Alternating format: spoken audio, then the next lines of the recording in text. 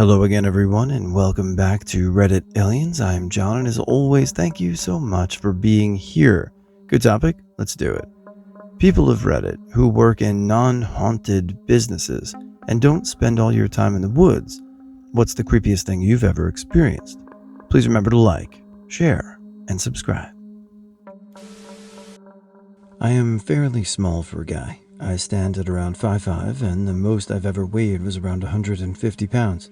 About 6 or 7 years ago, I didn't have my license, despite being far too old to drive, but a good buddy of mine wanted to hang out.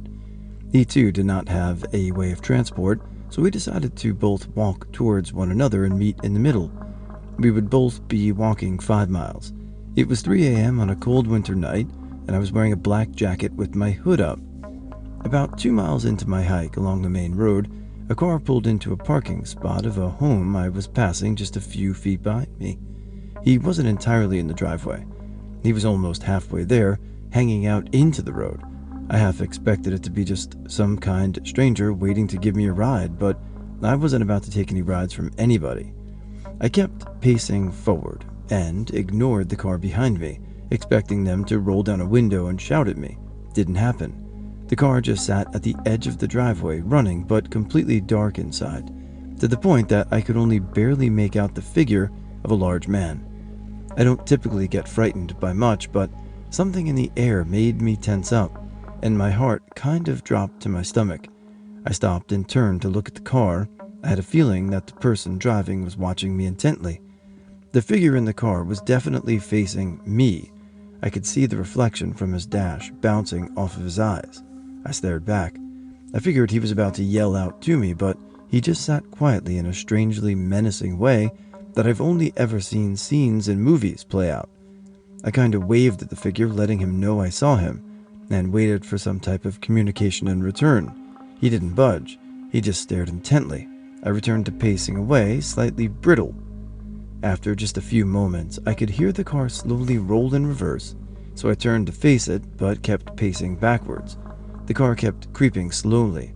I pulled down my hood and stood still again, waiting for him to pass me, but instead the man slowed to a stop beside me. The passenger side window rolled down, and the man and I met eyes. No words were exchanged at all, and before I could even let out a hello, the man grimaced and accelerated away at a decent pace, almost as if he were disappointed by what he had seen. It doesn't seem like much from how it reads, but I'll never forget how tense that interaction was for me. I've not felt anything like it since. I worked in a tattoo shop where 2 of the past owners had died. One of them died just a block away from the shop, and it was long rumored that the shop was haunted or cursed. Weird stuff would happen, like speakers or decorative knives falling off shelves overnight and smashing through our glass-topped light bulb, and the lights would flicker on and off. One late night, I was alone in the shop tattooing some 18-year-old kid, and the light above me started flickering. My lights above my station had always been perfectly lit, so this seemed unusual. It was flickering so much that it was starting to get annoying, and I began to feel nervous, even though I really didn't believe the shop was haunted. Finally, after a few minutes of this, I stopped tattooing for a second, looked up at the light, and said in my head, "Okay, dead shop owner's name, I get it. You're here. Can you stop messing with my light, please? It was supposed to be kind of a joke." The light stopped flickering instantly. It went back to just shining regular old light, and I went back to tattooing, pretty shaken up. From that moment on, I knew the dead shop owner was there, and I knew he was just causing occasional mayhem to F with us. Nothing malicious, but definitely haunting that place. I'm not sure if I meet the qualifications, but I have one. I worked for a mining company, and in the very beginning of the company, my partner and I would explore abandoned mines for their viability. One day, we were exploring a mine in western Nevada. Nothing about this mine seemed creepy, and we explored quite a bit of the mine that day. However, I turned a corner inside the mine and heard a loud click. I looked up to see a pair of big, glowing yellow eyes with more loud clicking. I didn't stick around. I ran back a few hundred feet to my partner to tell him about what I saw. We slowly rounded the corner again to discover that it was just a juvenile owl, not sure what kind, maybe a great horned owl. Apparently, They click their beaks when they are threatened. We said hi, took a couple pictures, and went on our way. It doesn't have to be a ghost or some bump in the night. Generally speaking, little things like that are real, freak us out all the time. My son just freaked out the other day when we were hiking because a frog jumped out. In 2011, there was a 6.1 magnitude earthquake with an epicenter in Virginia. I'm not sure where I was in Virginia, so I'm not sure how far I was from that point, but we definitely felt the effects. There was no major damage or loss of life. I'm pretty sure there was a meme circulating with a picture of a white plastic chair knocked over saying, "I survived the 2011 earthquake," so no one really took it seriously. However, my experience was a little different. I work in a liquor store or restaurant, and the building is about 70 years old. I was on the second floor in a storage room checking inventory when the earthquake hit. The creepiest part was not the bottles of liquor tumbling off the shelves or hearing glass after glass smash. No. The creepiest part was when I made it downstairs. Everyone evacuated the restaurant pretty quickly, so when I got down to the liquor store, no one was there. There were more smashed bottles, and all the booze we had just stocked in the beer fridges had tilted over. I walk over to the kitchen side of the restaurant, and there's running water, steamers on, and food on the hotline. But no people. It was surreal. Even though I was only alone for about 5 minutes, it was incredibly eerie to see a business mid-operation be so empty. It makes me appreciate how fast things can go wrong in an emergency situation. Mother Nature is wild. I work for a company with multiple sites. The couple who owns the business tend to acquire new sites through their connections to the Catholic Church. We're talking old church buildings, halls, rectories, really anything they're not using anymore. It wouldn't faze me, but I visit our centers a lot, and I've heard some crazy shit from our workers. One center is a really old church, where over the years there have been different restaurants and local ventures. When we acquired it, the building was derelict, and there was a homeless man living there. Business always fails after a few weeks, and to tell you the truth, we're not doing so well ourselves. Everything looks like a dark cathedral when you're shutting down, and every sound you hear feels like it's coming from the basement, which has a proper old-school crypt vibe. The worst is in an old house we've occupied for years. We're turning the attic into a new room, and 2 of the workers refuse to go up there. It turns out they had an experience with a trap door in the middle of the day. One fell flat on her face, covered in cold sweat, and they opened this door, and I wouldn't believe it, but the other worker was there as a witness. But the best part of the whole thing, we get these centers exorcised on a regular basis by a local priest. This isn't supernatural or anything, I'm assuming, but I was in the Army a while back, and I was stationed at Fort Irwin. It's a training base for all other bases, so we would go out to the field once a month to basically do a giant game of laser tag with tanks and full-on gear called Miles Gear. I was a mechanic, so I never took part in these adventures, but I would have to leave in the middle of the desert to go back to the rear to pick up parts sometimes. My friend and I have to go back once at 11 o'clock at night. We drove all the way back, and when we opened the office door, the lights were off. We were going to grab some food out of the fridge, and I flipped on the lights, and our sergeant was just sitting at his desk in Mr. Burns' excellent style, and he looked up and said, "What are you soldiers doing here?"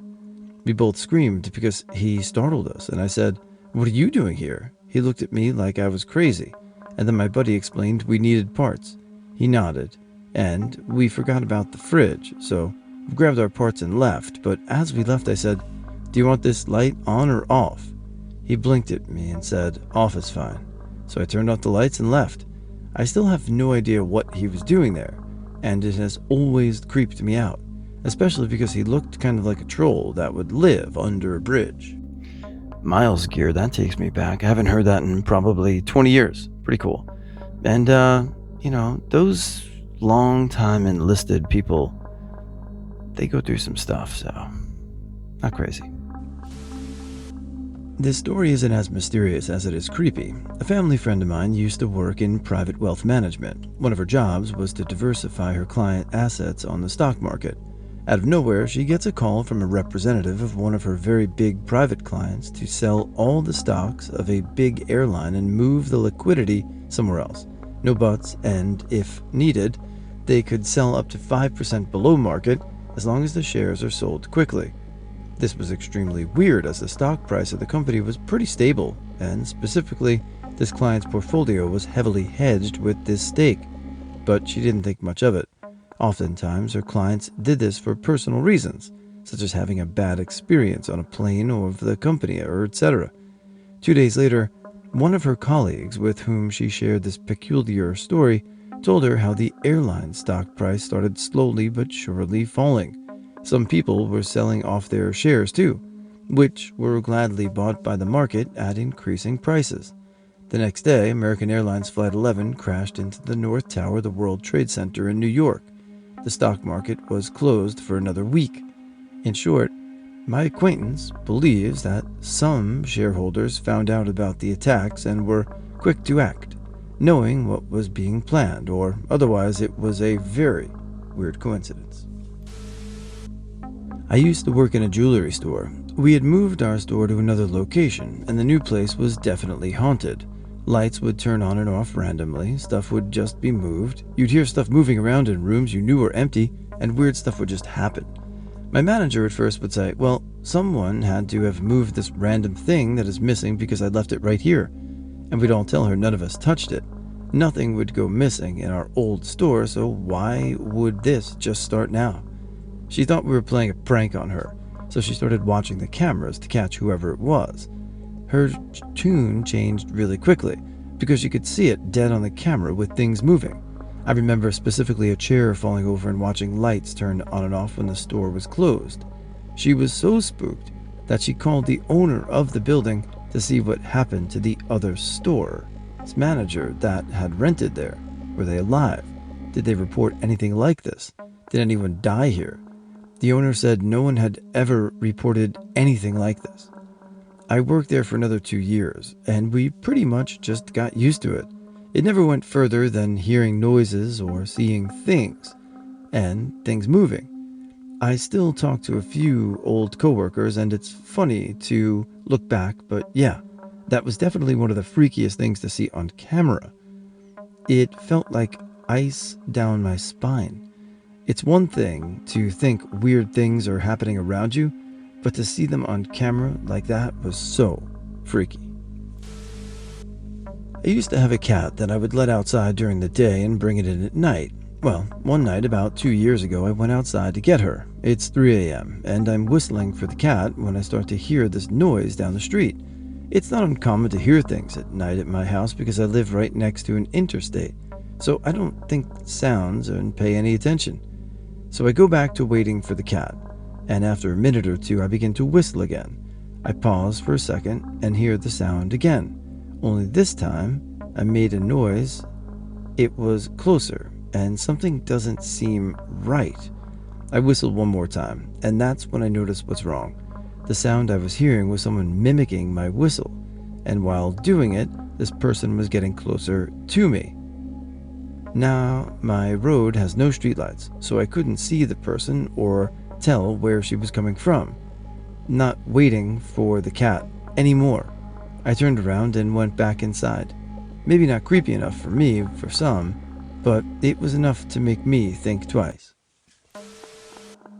I work in a relatively small but tall 8-story building in IT. There are 500 faces in our building, and I get a chance to meet all of them when something goes wrong. Except once a week, this guy will come into the bathroom when I'm taking a shit. I'm locked in my little stall, and he starts up this electric toothbrush, and he brushes and brushes and brushes for like 5 minutes once a week while I'm taking a shit. And after he's done brushing, he makes this awful symphony of old man noises. He snorts, chuffs, and spits for what feels like an eternity. Typically, I sit there and pretend I'm not there because there's something deeply unsettling about the idea of washing my hands next to this machine of noise. But a few weeks ago, I decided I want to know who the F this guy is. I open the stall door, and his shit is sprawled out everywhere. He's got a little book bag on the mantle behind the sink with various coffee mugs. the toothpaste, a weird container for the toothbrush, and in my 3+ years, I've never seen him. He's well dressed, like he belongs in the building. We have 4 entrances, each with keycard access, and security is strict about people piggybacking in. So I know he's supposed to be here, but I've never seen him. I wash my hands while he's still brushing away, and I hear the conductor start the Old Man Orchestra right as I close the door behind me.